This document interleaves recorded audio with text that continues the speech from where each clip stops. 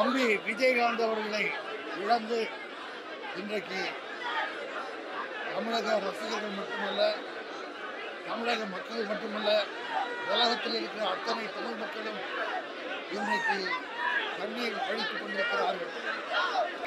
நான் அவரோட நிறைய படங்கள் நடிச்சிருக்கேன். குறிப்பாக சொல்லணும்னா செந்தூர பாண்டி,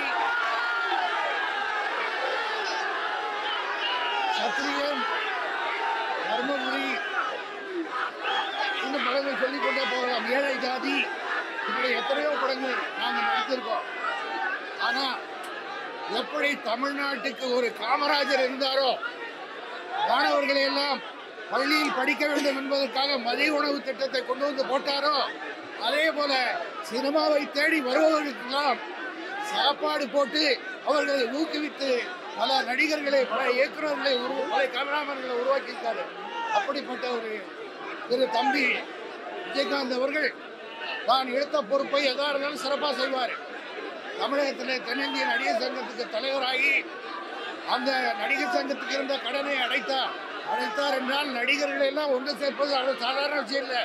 அவங்களெல்லாம் ஒன்று சேர்த்து ஒருங்கிணைத்து அழைத்து சென்று தன்னுடைய கடனை அடைத்து அதற்கு பிறகு கட்சி ஆரம்பித்தவுடன் அந்த பொறுப்பை வேற ஒருவரோட ஒப்படைத்து விட்டு சென்று விட்டார். கட்சியை அவர் ஆரம்பித்து நடத்தும் போது எதிர்கட்சி தலைவராக வந்தார். அரசியல் கட்சிகள் அத்தனையும் அவரோடு கூட்டணி அமைத்தால்தான் வெற்றி பெற முடியும் என்ற ஒரு நிலைமையை தமிழகத்தில் ஏற்படுத்தியவர் தான் தம்பி விஜயகாந்த் அவர்கள். ஆளும் கட்சியாக வர முடியவில்லையே தவிர ஆண்டவன் அதற்கு வழிவகுக்கவில்லை. ஆகவே எப்படி ஒரு காமராஜர் ஒரு அரசியலிலே சுத்தமாக தூயமாக இருந்தாரோ, அதே போல தம்பி விஜயகாந்த் அவர்களும் ஒரு மாநாட்டிலே சொன்னார், நான் என் சொத்தெல்லாம் வித்துட்டு தான் இந்த மாநாடு நடத்துகிறேன், கட்சி நடத்துகிறேன். நான் பணத்துக்காக வரல, எனக்கு 2 வேளை கஞ்சி கிடைச்சா போகிறோம், திண்ணையிலையோ பாயிலையோ போய் படுத்துக்குவேன் அப்படின்னு சொன்னார். அப்படிப்பட்ட ஒரு நல்ல மனிதர் இன்றைக்கு நாம் இழந்து தவிக்கிறோம். அவருடைய ஆத்மா சாந்தி அடையணும். அவருடைய கட்சி தொண்டர்களுக்கும் ரசிகர்களுக்கும் தமிழ் தொழில் மக்களுக்கும் அவர் குடும்பத்தை சார்ந்த சகோதரி பிரேமலதா விஜயகாந்த் அவர்களுக்கும் பிள்ளைகளுக்கும் சுதீஷ் அவர்களுக்கும் அவர் குடும்பத்தாருக்கும் என்னுடைய ஆழ்ந்த இரங்கலை தெரிவித்துக் கொள்கின்றோம். அது இல்லாமல் ஃபைட்டில் ரொம்ப சூப்பராக பண்ணுவார். எனக்கு ரொம்ப பிடிச்சதே விஜயகாந்த் அவர்கள். தம்பி விஜயகாந்த் ஃபைட் தான், வாழ்க்கையிலையும் ஃபைட் பண்ணார், படத்துலையும் ஃபைட் பண்ணார்.